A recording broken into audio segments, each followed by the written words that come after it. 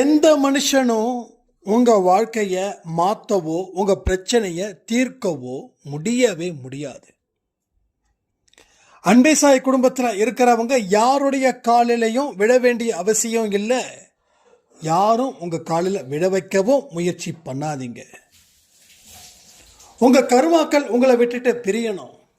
அதற்கு உண்டான வழிமுறைகள் என்ன? எந்த மாதிரியான மனநிலையில் நீங்கள் உங்களை தயார் செய்துக்கணும்? ஃபியூச்சரில் நீங்கள் எவ்வளோ பிஸியாக இருந்தாலும் கடவுளுக்காக ஏன் நேரத்தை அங்கேயும் ஒதுக்கணும்? இதை பற்றி தான் இந்த பதிவு. எல்லோருக்கும் அட்வான்ஸ் ஹாப்பி பொங்கல். இந்த பொங்கலில் நீண்ட ஆரோக்கியமும் சந்தோஷமும் நீங்கள் நினச்சதெல்லாம் நிறைவேறணும்னு பிரார்த்தனை பண்ணி இந்த பதிவை நான் ஆரம்பிக்கிறேன். திரும்பவும் சொல்கிறேன், அன்பேசாய் குடும்பத்தில் இருக்கிறவங்க தலை நிமிர்ந்து வாழக்கூடியவர்களே. அதற்கு உண்டான எல்லா தகுதிகளும் இருக்கிறது. வாய்ப்புகள் உங்கள் கண்முன் இருக்குது. ஆனால் நீங்கள் கண்ணை மூடிக்கிட்டு இருந்தால் வாய்ப்புகள் உங்களுக்காக காத்திருக்காதுன்றதை புரிஞ்சுக்கோங்க. வாழ்க்கையை வாழுவோம், கண்டிப்பாக வெற்றி நிச்சயம். இது சாயின் சத்தியம் சொல்லி இந்த பதிவை நான் ஆரம்பிக்கிறேன்.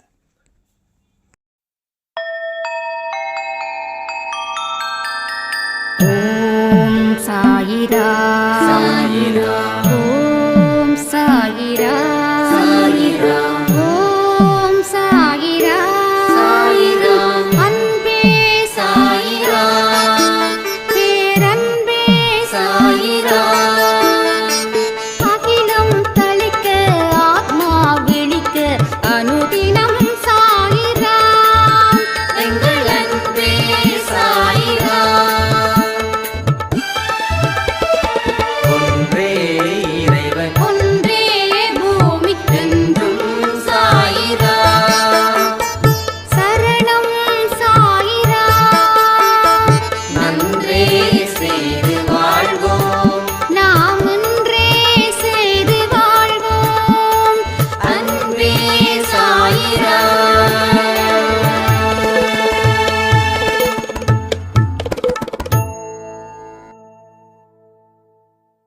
சாய்ராம். என் உயிரின் உயிரானவர்களே, அனைவருக்கும் அட்வான்ஸ் ஹாப்பி பொங்கல் தின வாழ்த்துக்கள். நாளைக்கு பொங்கல், எல்லோரும் சிறப்பாக கொண்டாடணும். வழக்கம் போல நம்ம வயிறு நிறைஞ்சா மட்டும் போதுமா? மற்றவர்களோட வயிறும் நிறைய வேண்டாமா? வீடு தேடி யாராவது வந்தாங்கன்னா நிச்சயமாக அவங்களுக்கு தேவையானதை கொடுங்க. இல்லை அப்படின்னு நாளைக்கு யார்கிட்டையும் நீங்கள் சொல்லவே கூடாது. அட்லீஸ்ட் ஒரு வாழைப்பழமாவது கொடுங்க. அட்லீஸ்ட் 2-3 பிஸ்கட்டாவது கொடுங்க. கண்டிப்பாக ஒரு பெரிய சோதனையை நாளைக்கு நீங்கள் மேற்கொள்கிற மாதிரி இருக்கும். சோதனைனா ரொம்ப பயந்துட வேண்டாம். யாராவது இது மாதிரி வருவாங்க. அதனால் ஏதாவது ஒன்று கையில் வச்சுக்கோங்க. கேட்டாங்கன்னா சட்டுன்னு கொடுத்துருங்க.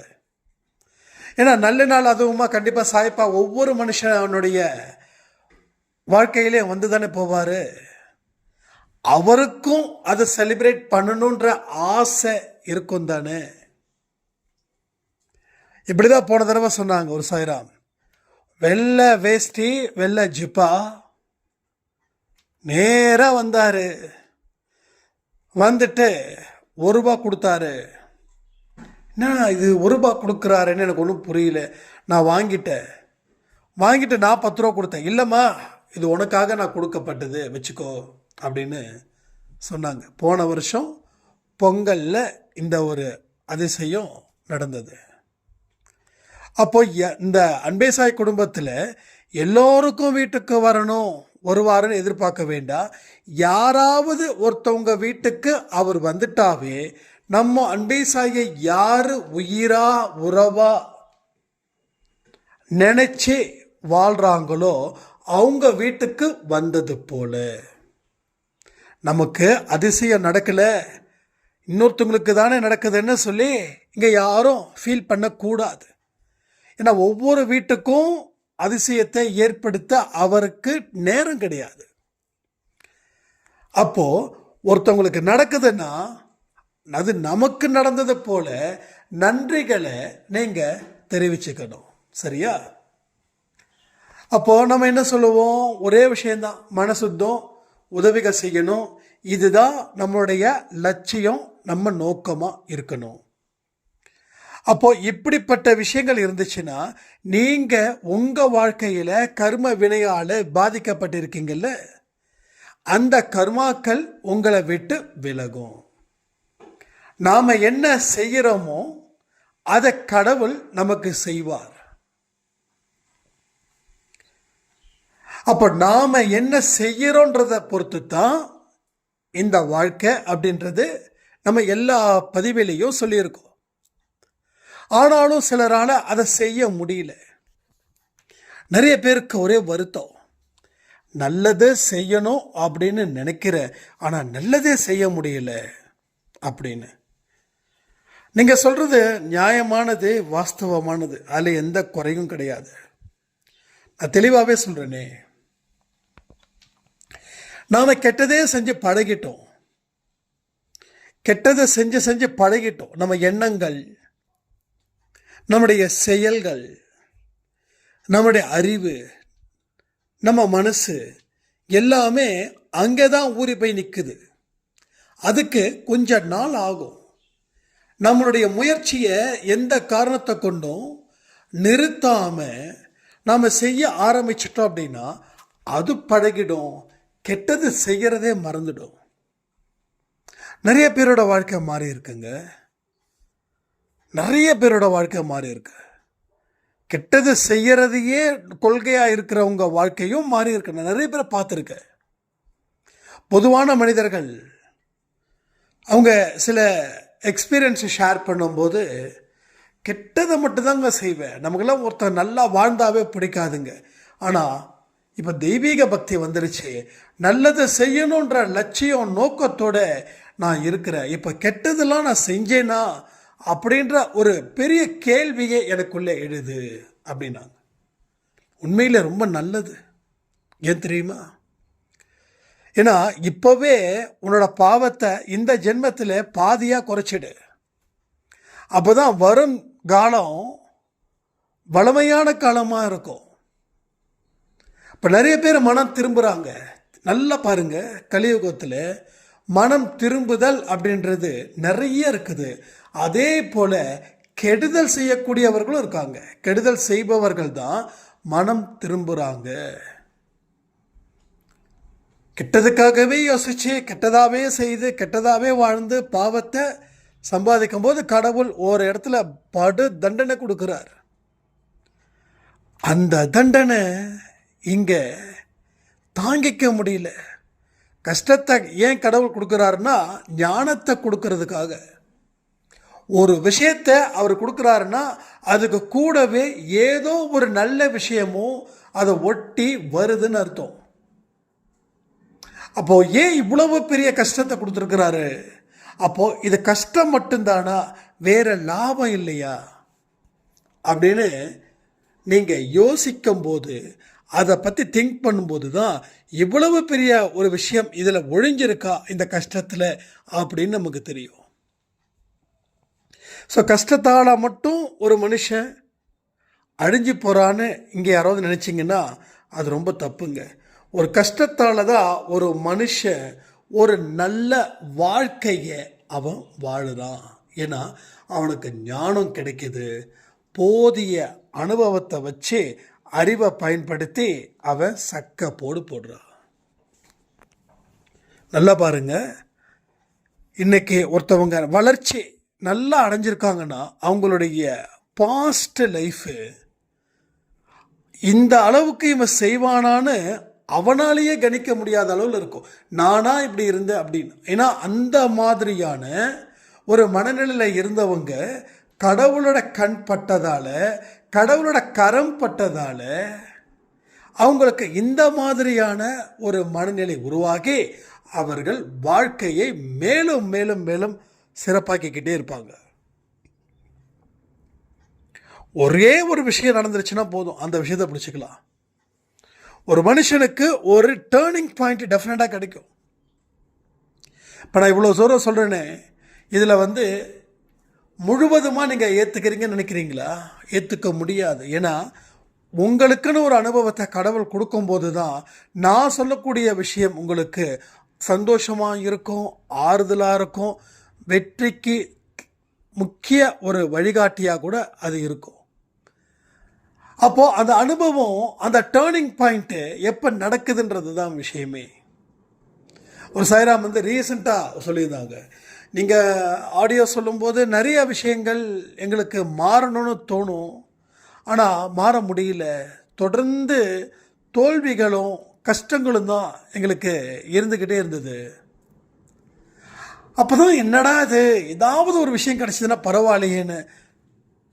அப்போ ஒரே ஒரு டேர்னிங் பாயிண்ட் கிடச்சிது. இன்றைக்கி அன்பே சாய் ஆடியோவை பார்க்கல கேட்கல அப்படின்னா எனக்கு என்னமோ ஒரு ஜென்மத்தை இழந்தது போல்.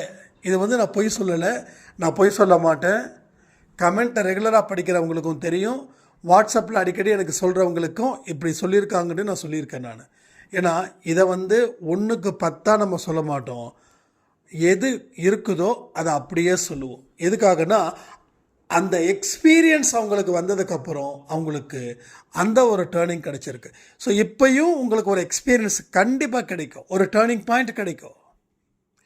அப்போது அந்த வெற்றியை இந்த வழியில் போயிட்டுருக்கும்போது நான் பெற்று விட்டேன் அப்படின்ற ஒரு மனநிலைக்கு நீங்கள் வரும்பொழுது அந்த வெற்றியை ருசி பார்த்துட்டீங்க, அந்த வெற்றியோட டெக்னிக்ஸ் என்னன்னு தெரிஞ்சிடுச்சு. இனி உங்கள் பயணத்தை யாராலையும் நிறுத்த முடியாது. அப்போது இந்த அன்பே சாய் ஆடியோவை இன்னும் பயபக்தியோடு கேட்பீங்க, இன்னும் பயபக்தியோடு கேட்பீங்க. அப்போ வாழ்க்கையில் இருக்கக்கூடிய பல சுவாரஸ்யமான விஷயங்கள் உங்களுக்கு நடக்க போகுது, காத்துக்கிட்டு இருக்குது. ஆனால் எந்த சூழ்நிலையிலும் உங்கள் அடையாளத்தை மட்டும் இழக்காதீங்க. உங்கள் அடையாளம் என்ன தெரியுமா? என்னது? சாயப்பாவுடைய குழந்தை அப்படின்ற முழு அடையாளத்தை எந்த காரணத்தை கொண்டும் மறக்கக்கூடாது. உங்களுக்கு எவ்வளவோ பிஸி ஷெடியூலில் நீங்கள் இருக்கலாம், ஆனால் நான் பிஸியாக இருக்கிறேன் அப்படின்ற ஒரு மைண்டுக்குள்ளே நீங்கள் இருந்துட்டு எதையுமே செய்யாமல் விட்டுட்டீங்க அப்படின்னா உங்கள் அடையாளத்தை நீங்கள் முழுவதுமாக இழந்து விடுவீர்கள். ஏன்னா அந்த அடையாளம்தான் உங்களை இந்த நிமிஷம் வரைக்கும் வாழ வைப்பதற்கு உண்டான ஒரு கருவி. வாழ்வதற்கு உண்டான ஒரு கருவியை அழிச்சிட்டா அந்த மனுஷன் அப்படின்னா எப்படி வாழ முடியும்? அப்போ உங்களுடைய டோட்டல் ஷெடியூல் எவ்வளவு பெரிய பிஸியஸ்டாக இருக்கட்டும், கடவுளுக்கு நேரத்தை எந்த நேரத்தை ஒதுக்குறீங்களோ அந்த நேரத்தை கை வைக்காதீங்க. உங்களுடைய தூக்கத்தில் வேணால் கை வைங்க, உங்களுடைய என்டர்டெயின்மெண்ட்டில் கை வைங்க, உங்கள் ஃபோன் பேசுகிறதுல கை வைங்க, ஏன் உங்கள் பிஸ்னஸ் சர்வீஸில் கூட ஒரு 1/2 hour கம்மியாக கை வைங்க. பட் அவருக்கு கொடுக்க வேண்டிய நேரத்தில் தயவு செய்து கொடுக்காதீங்க.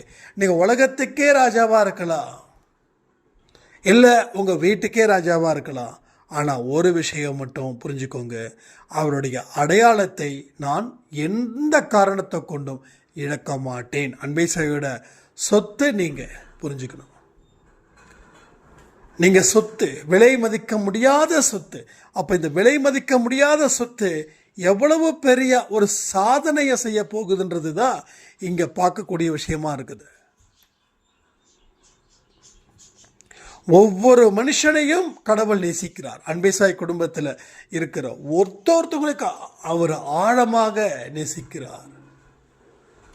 உங்களுக்கு தேவையான அத்தனையுமே அவர் கொடுக்கணுன்றது அவருடைய விருப்பம். அதை பெற்றே தீரணும்னு அந்த லட்சியத்தோடு இருங்க. இதை ரொம்ப ஈஸியாக, ரொம்ப எளிதாகவே இங்கே கிடைக்கும். இது எந்த கஷ்டமும் பட வேண்டாம். இது எங்கள் கோயிலில் இந்த வரம் கிடைக்குதுன்னு கேட்க வேண்டாம். மனமே ஒரு கோயில், அந்த மனசுக்குள்ள அந்த கோயில் இருக்குது, அந்த கோயிலுக்குள்ள சாமி இருக்குது, அந்த சாமி தான் வரம் கொடுக்குற சாமி. நீங்கள் மனசுன்ற கோயிலுக்கு உள்ள நுழையணும். நுழைஞ்சா அந்த வரம் உங்களுக்கு கிடைக்கும்.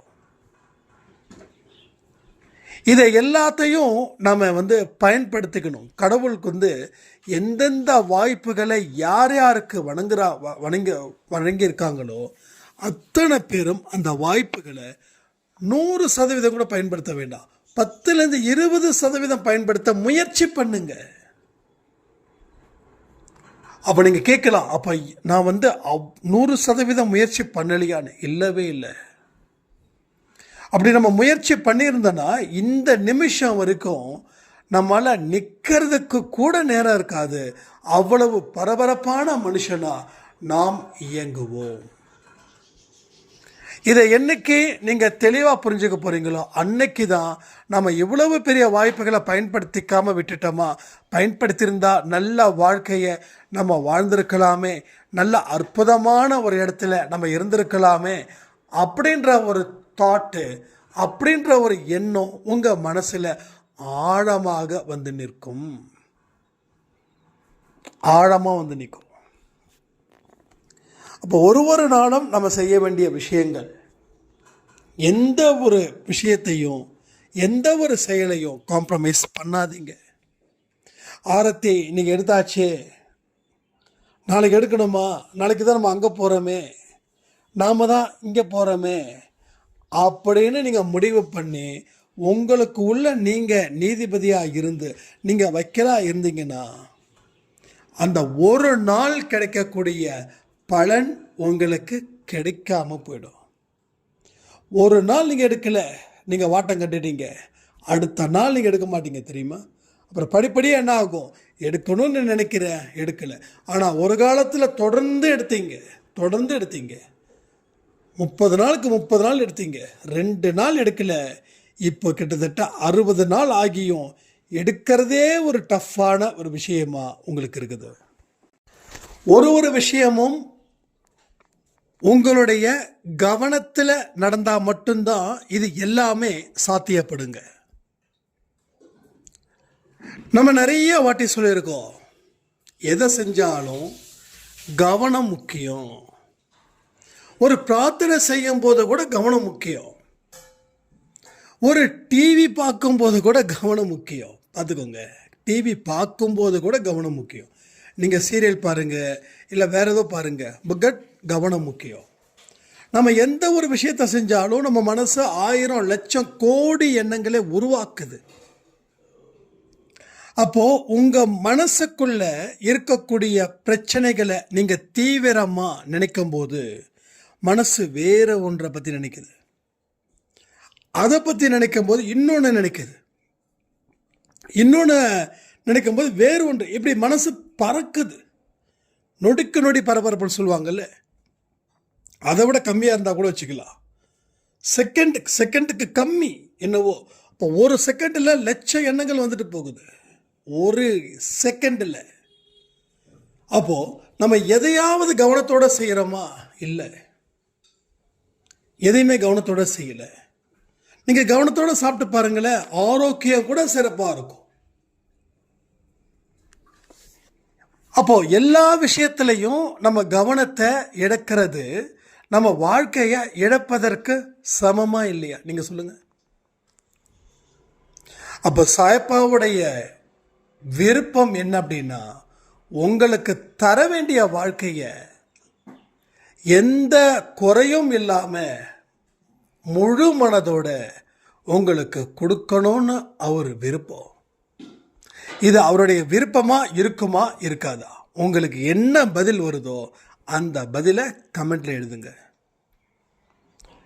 அவரை என்னைக்குமே முழு மனதோட நிறைய நிறைகளோட உங்களுக்கு வாழ்க்கையை கொடுக்கணும்னு தீவிரமாக இருக்கார். அதனால தான் பல கஷ்டத்தை உருவாக்குறார். இங்கே கடவுள் கஷ்டத்தை உருவாக்கக்கூடாதுன்னு சொல்கிறவங்க ஏராளம். ஒன்று புரிஞ்சுக்கோங்க. ஏன் நினைக்கிறீங்கன்னா, இன்னமும் மனப்பக்குவம் அடையவில்லை.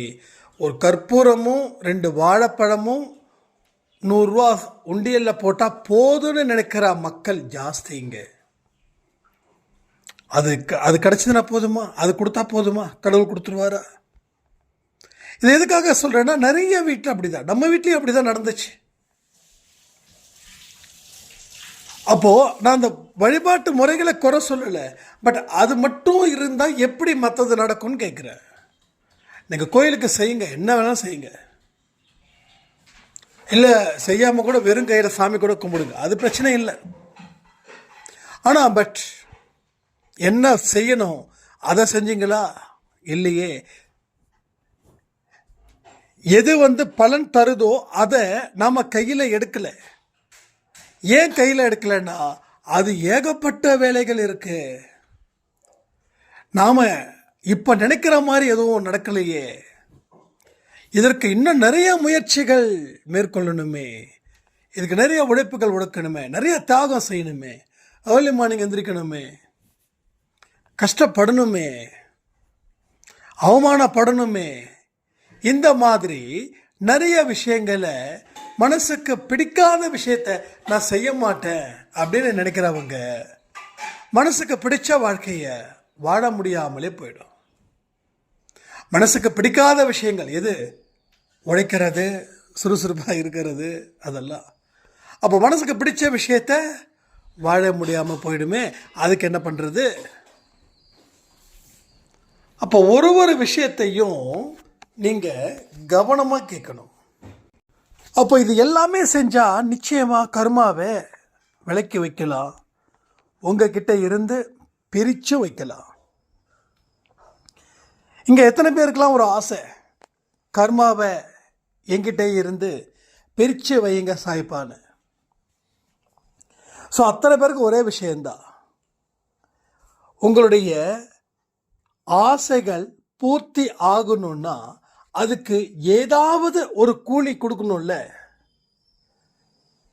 நல்லா பாருங்க, உங்கள் வீட்டுக்கு யாராவது வராங்க, ஒரு பைப் உடஞ்சிடுச்சு, வராங்க மாற்றிட்டு போயிட்டாங்க. அப்போ காசு கேட்பாங்களா, கேட்க மாட்டாங்களா? அப்போ நீங்கள் கூலி கொடுத்தா பைப்பில் தண்ணி வரும், இல்லைன்னா பைப்பில் தண்ணி வராது, இல்லைன்னா அந்த தண்ணியை நிறுத்த முடியாது. அப்போ எல்லாத்துக்கும் ஒன்று தேவை இருக்கே. அப்போது உங்கள் வாழ்க்கையில் கர்மாக்களை விரட்டணும்னா நீங்கள் சொல்கிற அந்த 2 வாழைப்பழமும் ஒரு கற்பூரமும் போதுமா? அது பத்தாதுன்றார் கடவுள். அது பத்தாது. அந்த கூலி எங்கேருந்து வரணுமா? உள்ளுக்குள்ளே இருந்து வரணுமா? அதை தான் நான் சொல்கிறேன். எண்ணங்களை சுத்தப்படுத்தணும், வாழ்க்கையில் சுறுசுறுப்பாக இயங்கணும். துணிஞ்சவனுக்கு தான் கடவுள் எல்லாத்தையும் கொடுப்பாரு. துணியாமல் பயந்து நடுங்கி இருப்பவர்களுக்கு கடவுள் கருணை பார்வை கூட வீசுறது இல்லைங்க. ஆனால் நிறைய பேரை பார்த்துட்டேன், என் வாழ்க்கையில் அவ்வளோ பயங்க, என்ன பண்ணுறது தெரியல, ரொம்ப கஷ்டமாக இருக்குது, துன்பத்தை நினச்சா உடம்பெல்லாம் என்னமோ பண்ணுது, வேர்க்குது, நான் அந்த கடவுளை தாங்க நம்பி இருக்கிறேன். அங்கே கடவுள் எதையுமே செய்யலை. ஏன்? என்ன பயம்? வாழ்க்கையை நினச்சி என்ன ஆகிடப்போகுது? இதே பூமி, இதே மனுஷங்க, இதே பில்டிங், இறந்தாலும் இங்கே தானே வரப்போற.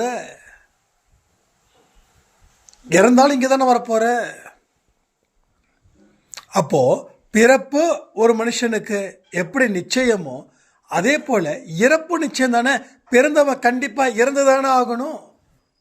அப்போ இறந்தவன் கண்டிப்பாக பிறந்து தானே ஆகணும், பிறந்தவன் கண்டிப்பாக வாழ்ந்து தானே ஆகணும். அப்போ வாழ்ந்தாதானே கர்மாவை தீர்க்க முடியும். அப்போ பயந்து நடுங்கிறவன் வாழ வேண்டியவனா வாழக்கூடாதவனா? நீங்களே கமெண்ட் பண்ணுங்க. இப்போ வாழணும், இங்கே வாழ்ந்து ஆகணும், அது சிறப்பாக வாழ்ந்துடு, பிளான் பண்ணி வாழு, கவனத்தோட வாழு, ஆண்டவன் துணையோட வாழு. இப்படிப்பட்ட வாழ்க்கையில் உனக்கு தோல்விகள் கூட வெற்றியாக மாறும். நான் தோத்துட்டேன்னு நினச்சேனே, ஆனால் ஜெயிச்சிருக்கேன், அந்த வார்த்தையை உங்களால் ஃப்யூச்சரில் சொல்ல முடியும். இங்கே தோத்து போகிறவங்க அத்தனை பேரும் ஜெயிப்பதற்காகத்தான். இங்கே ஆனால் நம்ம மோட்டிவேஷனல் பற்றி கேட்குறோம், பேசுகிறோம். ஆனால் கேட்டு முடிச்சதுக்கப்புறம் அந்த இடத்த உதறி தள்ளுற மாதிரி மனசையும் உதறி தள்ளிட்டு போய்கிட்டே இருக்கோம்.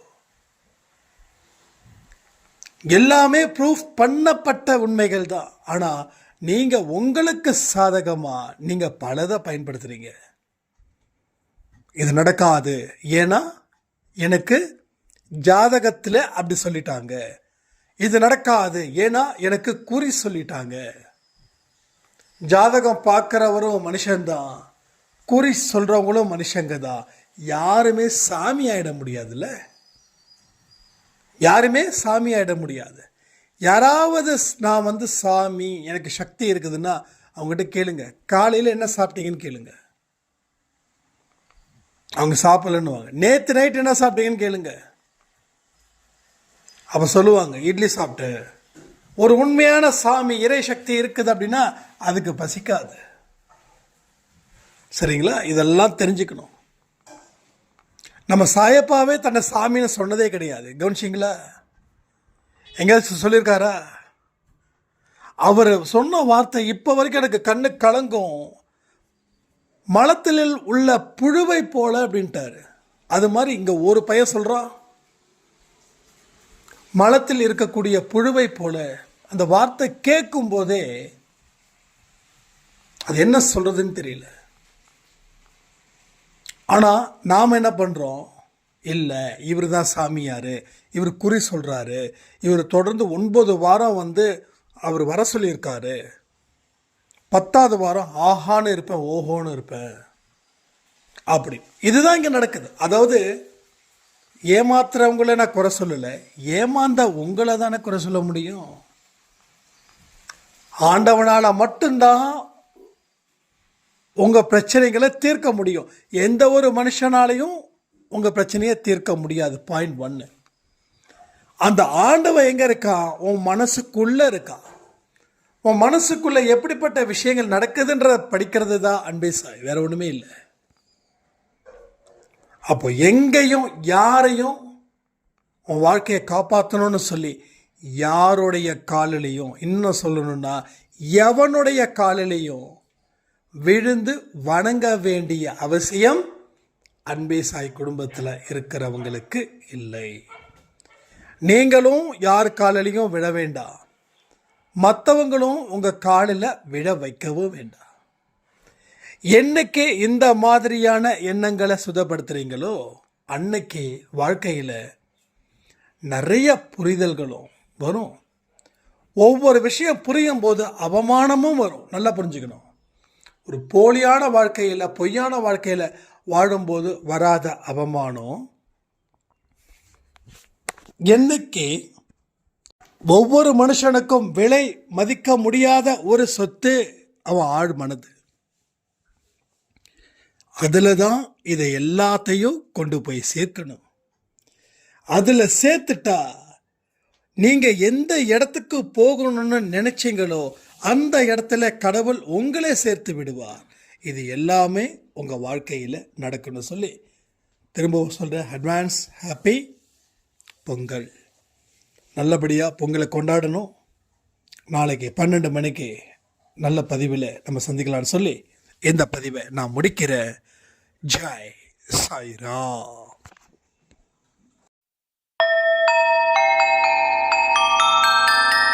ஓம் சாயிரா.